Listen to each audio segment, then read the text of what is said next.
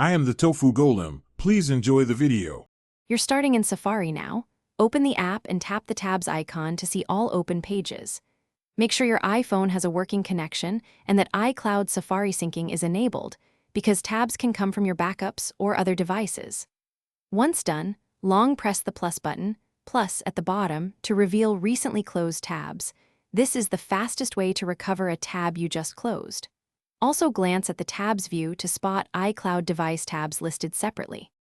If the tab appears under recently closed, tap it and you're done. Safari restores the full page and its session. If it's absent, tap Bookmarks, switch to History, and scroll or search for the page title or URL.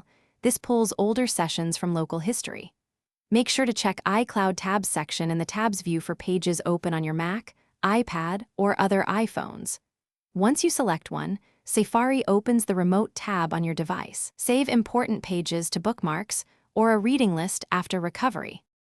After reopening the tabs you need, save them so they don't vanish again. Add bookmarks or send to reading list and organize into folders. If tabs don't appear at all, toggle iCloud Safari off and back on to force a resync. Wait a few minutes and reopen Safari.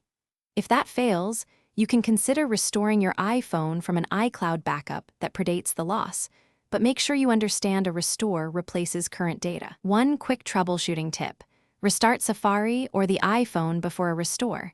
Simple reboot. Thanks for watching. Consider subscribing if we helped you today.